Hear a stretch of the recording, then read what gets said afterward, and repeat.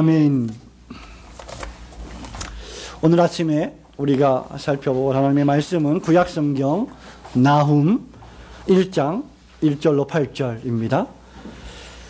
구약 1299페이지 나훔서 1장 1절로 8절, 제가 여러분을 위하여 하나님 말씀 봉독합니다. 니느웨에 대한 중한 경고 곧 엘고스 사람 나훔의 묵시에 그리라.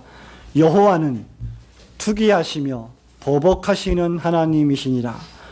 여호와는 보복하시며 진노하시되 자기를 거스리는 자에게 보복하시며 자기를 대적하는 자에게 진노를 품으시며 여호와는 노하기를 더디하시며 권능이 크시며 죄인을 결코 사하지 아니하시느니라. 여호와의 길은 회립바람과 광풍에 있고 구름은 그 발에 티끌이로다.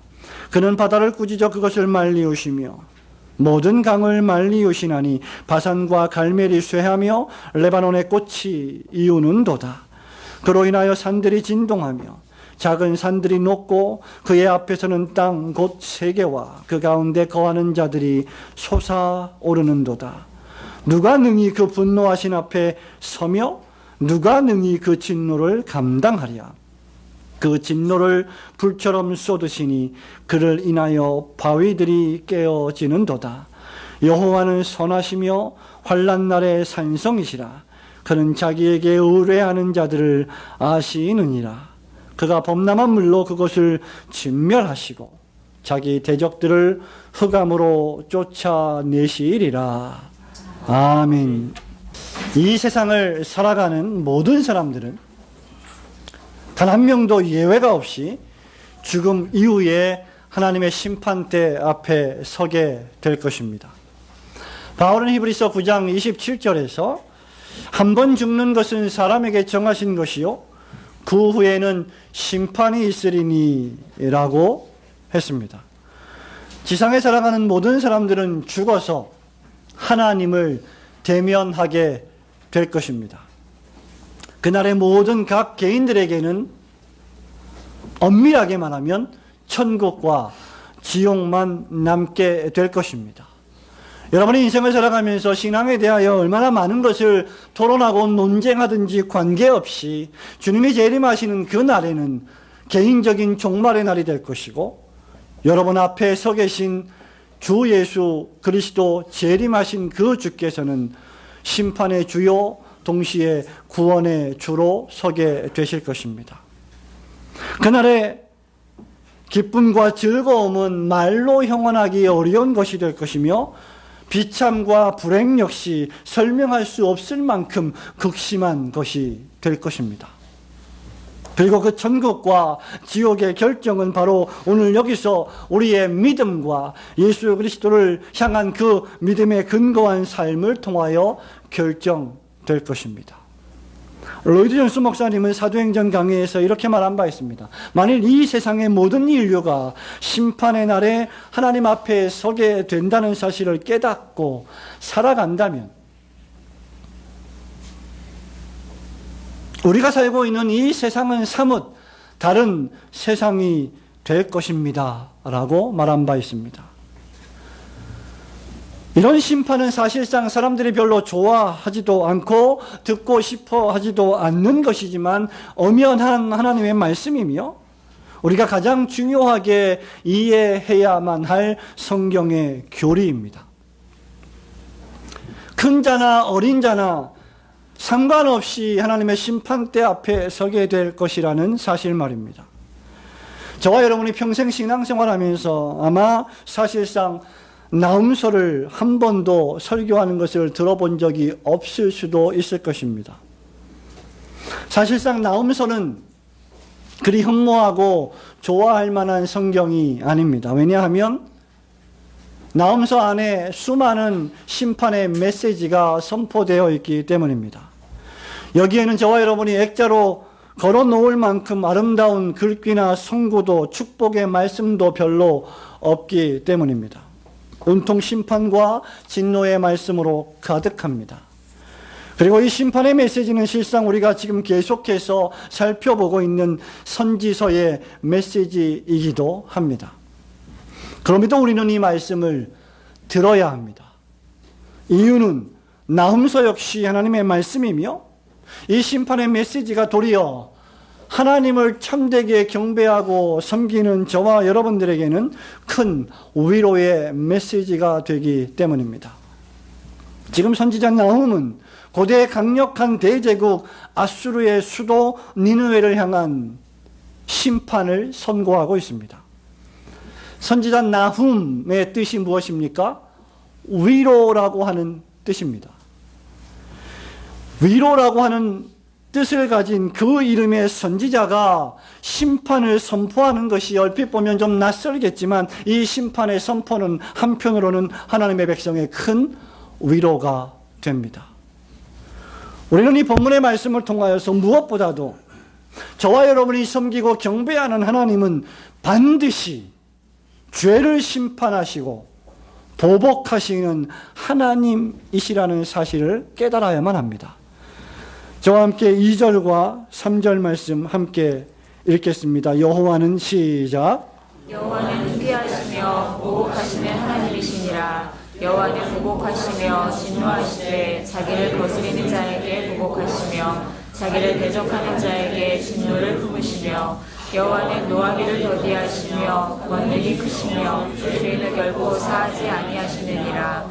여호와의 길은 회리바람과 광풍에 있고 구름은 그 발에 티끌이로다. 니느웨 사람들은 이미 우리가 몇 주 전에 살펴본 요나서의 말씀에 따르면 회개의 복음을 듣고 회개했습니다.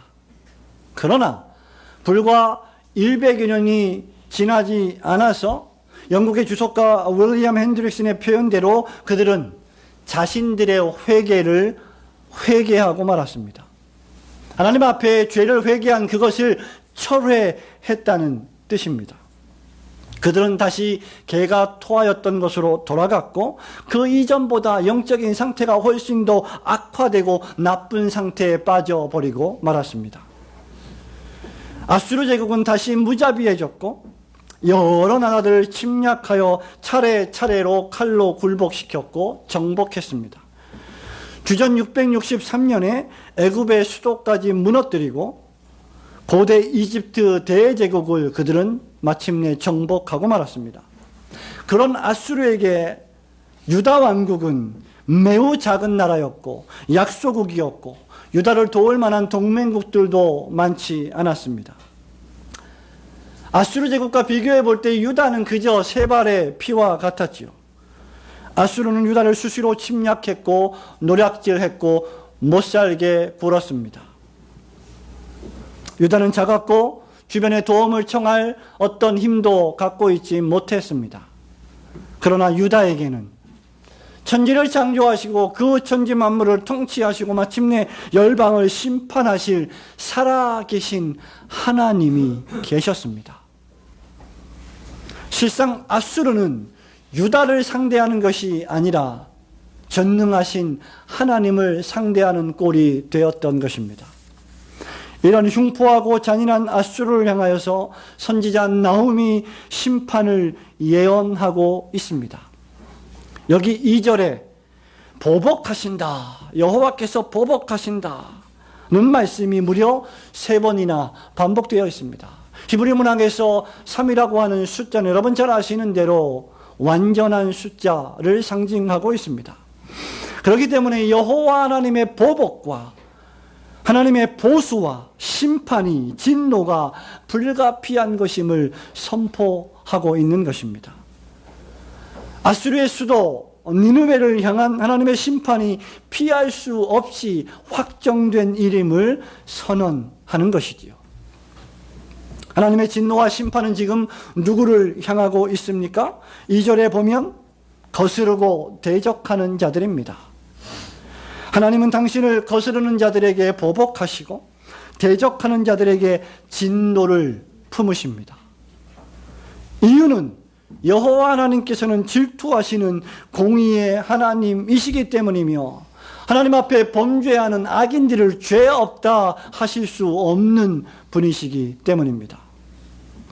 분명히 하나님은 니느웨 백성들에게 요나를 보내어 회개의 복음을 선포하게 하셨고 회개할 수 있는 기회를 제공하셨습니다. 이런 기회는 가룟 유다에게 주신 예수님의 사랑의 기회만큼이나 소중하고 복된 기회였습니다. 그런데 그들은 또다시 타락했고 부패했습니다. 하나님은 오래 참고 자비로우신 분이시지만 영원히 참는 분이 아니시며 또한 피조물에게 속지도 기만당하지도 않는 분이십니다.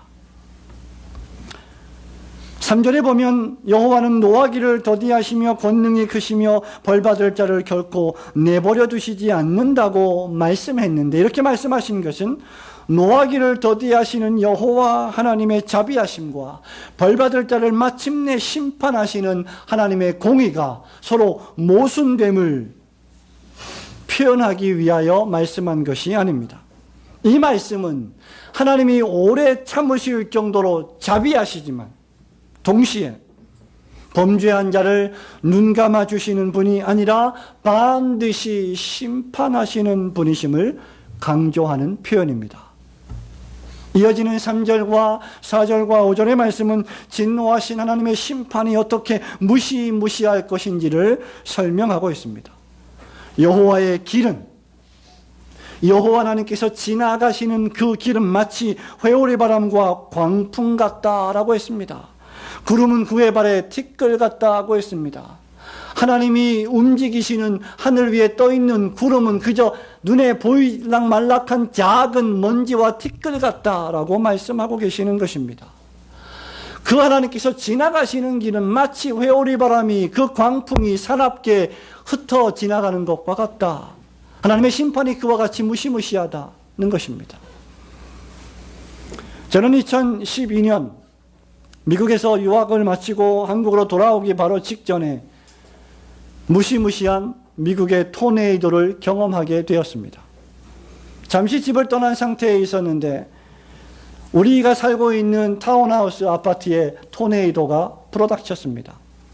그리고 우리가 살고 있는 전 지역에 아무도 밖에 나올 수 없는 경보가 울렸고 학생들은 학교에 있는 체육관에 모여서 머리를 숙이고 대피해야만 했습니다. 마침내 한 2시간이 지나고 나서 집으로 돌아오게 되었습니다. 제가 본 광경은 마치 제가 전쟁을 경험하지 못했지만 뉴스에서 보는 것처럼 저 중동에 있는 전쟁을 맞이한 사람들의 나라처럼 그렇게 강포하고 흉포하게 변해버린 마을을 보게 되었습니다.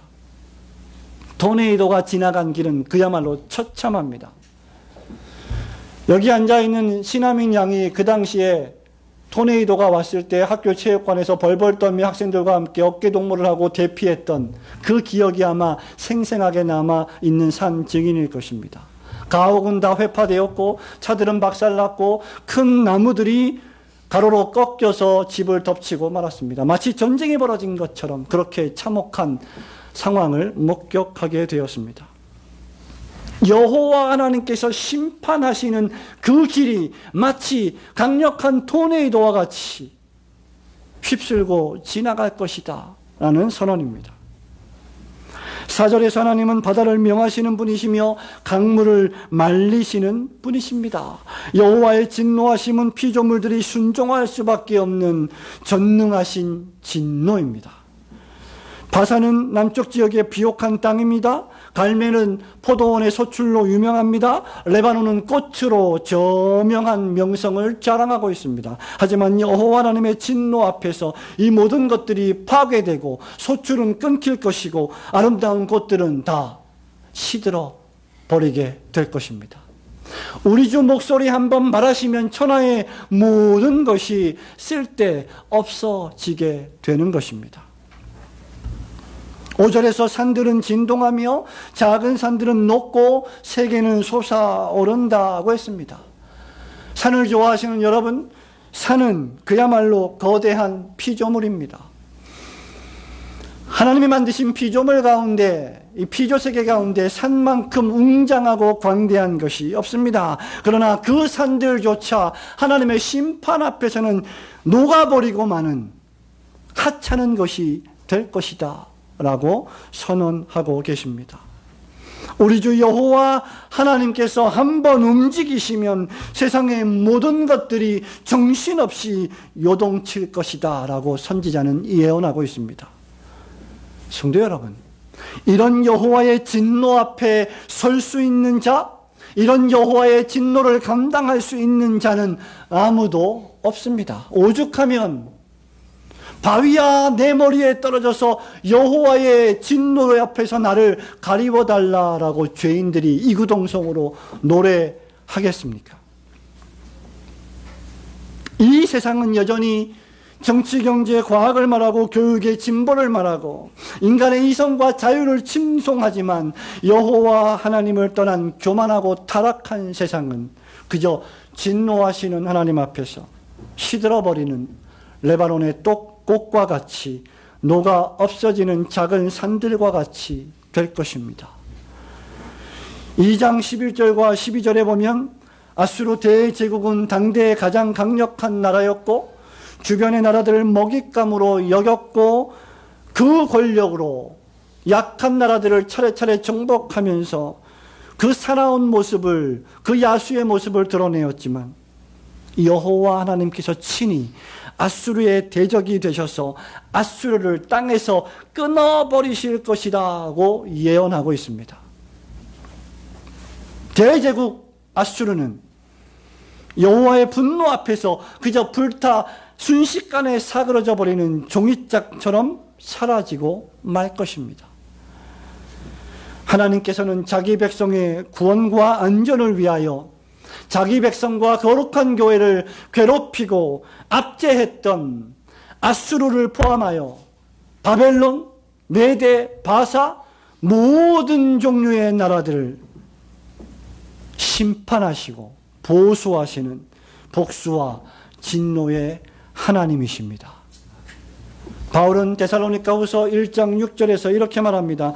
너희로 환난을 받게 하는 자들에게는 환난으로 갚으시고 환난을 받는 너희에게는 우리와 함께 안식으로 갚으시는 것이 하나님의 공의시니 주 예수께서 자기의 능력의 천사들과 함께 하늘로부터 불꽃 가운데에 나타나실 때에 하나님을 모르는 자들과 우리 주 예수의 복음에 복종하지 않는 자들에게 형벌을 내리시리니 이런 자들은 주의 얼굴과 그의 힘의 영광을 떠나 영원한 멸망의 형벌을 받으리로다 라고 말하고 있습니다. 자기 백성을 위하시는 여호와 하나님께서 죄를 반드시 심판하시고 복수하시는 하나님이심을 굳게 믿고 복수를 여호와께 맡기며 그를 의지하며 그에게 모든 것을 맡기시는 지혜로운 성도들이 되시기를 주님의 이름으로 축원합니다. 뿐만 아니라 하나님은 심판 중에도 자기를 의지하는 자들은 구원하시고 위로하시는 큰 위로의 하나님이십니다. 7절과 8절 말씀을 함께 읽겠습니다. 여호와는 선하시며 시작. 여호와는 선하시며 환난 날의 산성이시라. 그는 자기에게 의뢰하는 자들을 아시느니라. 그가 범람한 물로 그곳을 진멸하시고 자기 대적들을 흑암으로 쫓아내시리라. 아멘. 하나님은 심판하시고 복수하시는 하나님이신 동시에 인자와 사랑이 무한하신 하나님이십니다. 우선 선지자 나훔은 3절에서 여호와를 묘사하기를 노하기를 더디하시는 분이시다라고 설명합니다. 여기 노하기를 더디하신다 이 말은 쉽게 분노하지 않으신다는 뜻인 동시에 회개하는 자들에게 자비와 구원을 기꺼이 나타내실 만반의 준비가 되어 있다는 뜻입니다. 저와 여러분처럼 너무나 쉽게 분노하고 너무나 쉽게 화를 내고 너무나 쉽게 감정이 촉발되는 분이 아니십니다. 이런 이유 때문에 선지자는 하나님을 선하신 분이시다 라고 노래합니다. 악한 자들을 향한 하나님의 심판의 공포와 전능하신 능력의 행사는 도리어 하나님을 의지하고 신뢰하는 자기 백성을 위한 구원과 확실한 안전을 의미합니다. 이 세상의 모든 나라들이 악을 방치하고 죄악을 저지르는 자들을 격려하고 공법과 정의를 하수같이 흐르게 하는 대신 사회적인 약자들을 압제하고 고통당하게 하는 것을 그냥 내버려 둔다면 그것은 이 세상에 살고 있는 의인과 선인들에게 처절한 절망이 될 것입니다. 그러나 모든 나라들이 공법과 정의를 하수같이 흐르게 하고 모든 사람들이 공평을 누리게 되고 그 어떤 사람도 억울한 일을 당하지 않게 하는 나라가 되게 만든다면 그 나라야말로 정말 의로운 나라가 될 것입니다. 그래서 7절의 여호와는 환난 날에 산성이 되시는 것입니다. 심판 중에서도 여호와 하나님은 자기에게 피하는 자들을 아시고 그들을 마침내 구원하실 것입니다. 여기 산성이란 적의 침입이 불가능한 요새를 뜻합니다. 고통과 환난의 날에 가장 안전한 장소가 어디이겠습니까? 바로 산성입니다. 다윗은 시편 18편에서 나의 힘이신 여호와여 내가 주를 사랑하나이다 라고 고백하면서 그 이유를 2절에서 이렇게 밝힙니다. 여호와는 나의 반석이시요 나의 요새시요 나를 건지시는 자시요 나의 하나님이시요 내가 그 안에 피할 나의 바위시요 나의 방패시요 나의 구원의 뿌리시요 나의 산성이시로다.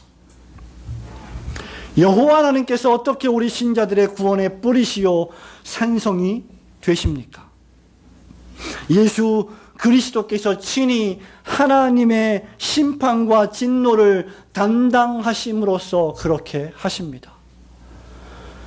창세전에 우리를 구원하시기 위한 구원 협약을 통하여 성부는 성자께 사람이 되어 이 땅에 오실 것을 권면하셨고 성자 예수 그리스도는 사람이 되어 이 땅에 오실 그 일에 순종하셨습니다.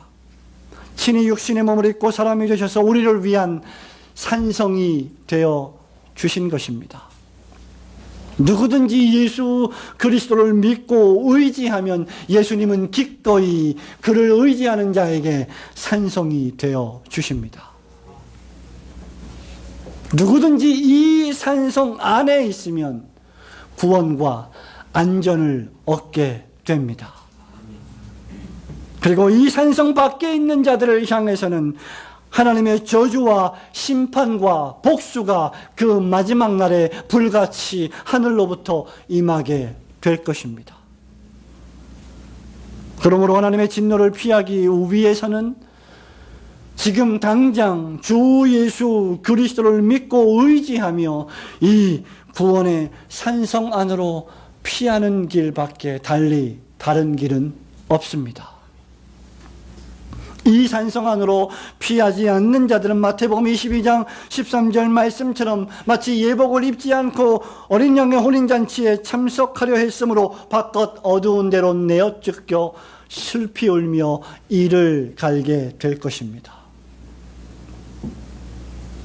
말하자면 우리 구주 예수 그리스도께서는 그분을 의지하고 그분을 영접하고 그분께 자신의 모든 신뢰를 맡겨드리는 자에게는 산성이 되시겠지만 구원자가 되시겠지만 복음에 순종치 않고 예수 그리스도를 기쁘게 환영하지 않고 영접하지 않는 자들에게는 무서운 심판자로 나타나시게 될 것입니다. 뿐만 아니라 예수님을 믿고 그분만을 경배하며 어려운 일이 있어도 주의를 지키고 마땅히 우리에게 예배하라고 명령하신 이 예배의 시간에 자리를 지키며 하나님을 경배하고 진리의 말씀 안에서 성도의 교제를 가장 인생의 중요한 기쁨으로 누리며 살아가는 사람들을 조롱하고 비웃고 압제하는 자들에게 예수님은 형벌을 내리실 것입니다. 예수님은 자기 백성을 멸시하고 자기 피로 세우신 그리스도의 참된 교회를 대적하는 사람들을 대적하시고 멸시하시며 반드시 심판하실 것입니다. 비슷하지만 진실한 그리스도의 교회가 아닌 유사 교회들이 참된 교회들을 핍박하고 참된 교회들의 명성의 흠을 내게 만드는 그 모든 가짜 교회들도 마지막 날에 심판을 당하게 될 것입니다. 그리고 그 심판은 신자들에게 대적으로부터 노임을 받는 큰 안도와 위로가 될 것입니다. 그러므로 예배 드리는 것이 어리석은 것으로 생각하는 사람, 기도하는 것을 어리석은 것으로 여기는 사람, 그리스도의 십자가를 믿고 의지하는 것이 바보 같아 보여서 사람이 만든 여러 산성과 방패와 요새를 의지하는 사람을 하나님은 죄 없다 하시지 않을 것입니다. 따라서 우리는 자신에게 물어야 합니다. 우리는 과연, 아니 나는 과연 진정으로 하나님을 의지하는가? 나는 과연 종교인인가? 참된 중생받은 그리스도인인가? 말로만 하나님을 의지한다고 하고 결정적인 순간에는 자기 자신을 의지하거나 다른 사람을 의지하거나 세상을 의지하지는 않았는가? 심판의 메시지를 선포하는 나음서를 읽으면서 우리는 예수 그리스도께서 친히 우리 대신 심판을 담당하시고 우리를 구원하신 놀라운 교훈을 깨닫습니다. 그런 교훈을 얻는 신자는 예수 그리스도 안에서 하나님을 신뢰합니다. 그리고 예수 그리스도를 전폭적으로 의지합니다. 하나님을 신뢰하고 의지하는 신자는 하나님을 향한 경건과 헌신의 삶을 살게 됩니다. 그리고 그것을 가장 인생에서 소중하고 중요한 기쁨으로 누리며 살아가게 됩니다. 왜냐하면 그리스도 예수 안에 있는 하나님의 사랑으로 말미암아 우리가 다시 생명을 얻었기 때문입니다. 그렇다면 심판 중에 위로하시고 구원하시는 주 예수 그리스도 안에서 참된 안전과 만족을 얻고 오직 주 예수 그리스도만 의지하시는 성도들이 되어야 할 줄로 믿습니다. 성도 여러분, 말씀을 맺습니다. 신자들이 세상에서 하찮게 여김을 당하고 대수롭지 않는 대우를 당하고 오늘날 신자와 교회들이 세상에서 지탄을 받는다 해도 그 날에 여호와께서는 알곡과 가라지를 구별하여 내실 것이고 양과 염소를 구별하여 내실 것이고 악인과 의인을 구별하여 내실 것입니다. 그날에 여호와께서는 하나님을 경외하고 진실되게 그 명령을 지킨 의인들의 길을 마침내 인정하실 것입니다. 그러나 그날에 악인들은 망하게 될 것입니다. 시인은 시편 1편에서 복 있는 사람이 오직 여호와의 율법을 즐거워하여 그 율법을 주야로 묵상하는 자라고 정의하면서 여호와께서 의인의 길은 인정하시나 악인의 길은 망하리로다 라고 선언한 바 있습니다. 악인에 대한 심판이 도리어 의인에 대한 구원과 안전이 됩니다. 하나님은 자기 백성의 구원과 안전을 위하여 그들을 위협하는 악인들을 마침내 진멸하실 것입니다. 그러므로 성도 여러분, 이 세상에서 악이 완전히 사라지지 않는다고 절망하지 마십시오. 이 세상에서 알곡과 가라지가 섞여 있어서 교회가 그리스도인이 세상에서 많은 비난과 비판을 당한다고 절망하지 마십시오. 아직 끝난 것이 아닙니다. 악인을 향한 하나님의 심판은 분명하고 확실한 것입니다. 그리고 이 사실은 신자와 교회에게 큰 위로가 되는 말씀입니다. 바로 이것이 나음서의 교훈입니다. 심판 중에 위로하시는 하나님 말입니다. 절망 중에 소망을 주시는 우리 하나님 아버지 말입니다. 여러분의 삶이 얼마나 어렵든지, 여러분의 삶의 인생에 얼마나 많은 파도가 치든지, 여러분의 인생에 얼마나 많은 사건과 사고들이 발생하든지 관계없이 우리 하나님께서 우리를 구원하시고 사랑하시는 일에 변함이 없으신 하나님이시라면 우리는 끊임없이 그 하나님을 굳게 신뢰하고 꿋꿋하게 오늘도 내일도 모레도 우리가 걸어가야 할 그 길을 걸어가야 할 것입니다. 주님 다시 오셔서 우리를 인정해 주실 그날 그때까지 여러분의 이 신앙의 여로를 믿음으로 걸어가시는 성도들이 되시기를 주님의 거룩하신 이름으로 축원합니다. 아멘.